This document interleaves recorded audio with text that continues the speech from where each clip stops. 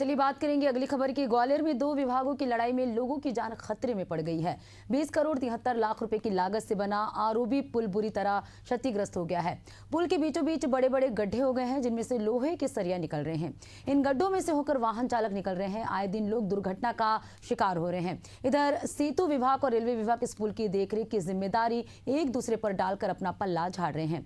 इस गंभीर मामले पर कांग्रेस बीजेपी पर आरोप लगा रही है, तो वहीं बीजेपी से अधिकारियों की लापरवाही मान रहे हैं। क्या है पूरा मामला, आइए जानते हैं।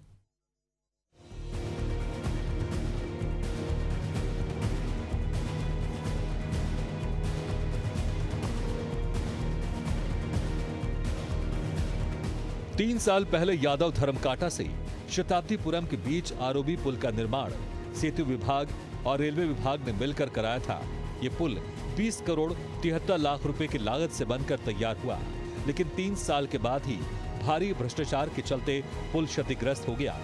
लोगों का कहना है कि पुल पर अंधेरा रहता है, बड़े बड़े गड्ढे हो गए हैं, लोहे के सरिया निकल रहे हैं। कई बार लोग दुर्घटना का शिकार हो गए हैं, लेकिन अभी तक पुल की मरम्मत नहीं की गई है। इधर सेतु विभाग के कार्यपालन यंत्री का कहना है कि ये बात सही है कि पुल के बीचों बीच गड्ढे हो गए हैं। इसे लेकर रेलवे को कई बार पत्र लिखा गया है, लेकिन अभी तक पुल की मरम्मत का कार्य नहीं किया गया है। आपकी ये बात सही है कि यादव धर्मकांटे शताब्दीपुरम का जो निर्माण कार्य किया गया है, वो निर्माण कार्य रेलवे विभाग और सेतु विभाग दोनों ने किया है। और जो रेलवे ट्रैक के ऊपर के जो स्पान रहता है, कई जगह 50 मीटर रहता है, कई जगह 55 मीटर रहता है, कोई जगह 60 भी रहता है, उसका रेलवे विभाग द्वारा ही निर्माण कार्य किया जाता है। और बाकी जगह का निर्माण, बाकी पूरे पुल का निर्माण सेतु विभाग द्वारा किया जाता है। जहां आप ये जर्जर और स्थिति बता रहे हैं, तो पुल जर्जर स्थिति में नहीं है।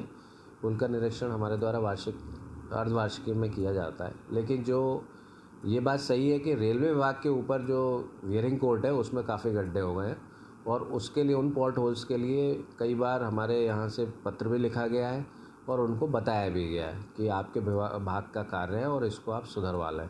लेकिन कई बार संज्ञान में आता रहता है कि वो अभी तक नहीं सुधार कार्य उनके द्वारा किया गया है।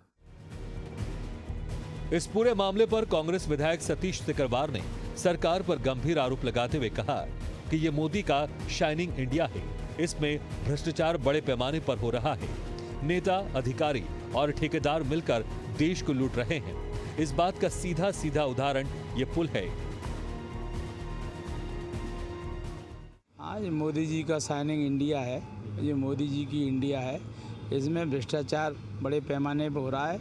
अधिकारी, नेता और ठेकेदार मिलकर इस देश को लूट रहे हैं। इसका सीधा साधा उदाहरण है कि जिस प्रकार अभी कुछ ही वर्षों में ये पुल बन के तैयार हुआ और कुछ ही समय में उसका प्रचार प्रसार हुआ है। बड़े पैमाने पर बाबा लूटने का काम भारतीय जनता पार्टी ने किया, लेकिन उस पुल को भ्रष्टाचार की भेंट बलि चढ़ गया और आज उस पुल की वजह से तमाम लोगों को नुकसान हो रहा है, चोटिल हो रहे हैं, घायल हो रहे हैं और पुल क्षतिग्रस्त हो गया है। कभी भी कोई बड़ी दुर्घटना हो सकती है।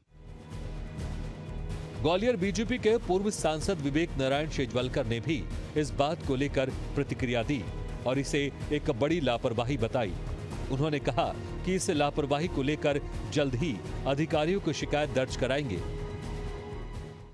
अभी मुझे पता नहीं ऑथेंटिक उद्घाटन हुआ है कि नहीं हुआ है, पर ये बात सही है कि अगर अभी बहुत ज़्यादा समय उसको बनकर नहीं हुआ है और ये गंभीर मामला है, मैं भी प्रशासन से इस बारे में कहूँगा कि उसको तत्काल देखें, रिपेयर करवाएं और वो अगर इस तरह का घटिया निर्माण कोई हुआ है तो किसकी जिम्मेदारी ये तय करें, उस पर एक्शन लें, जिससे कि जनता को कोई तकलीफ नहीं उठानी पड़े। तो एक गंभीर मामला है और मेरी राय में शासन को तुरंत इस पर कोई ध्यान देकर कार्रवाई होनी चाहिए।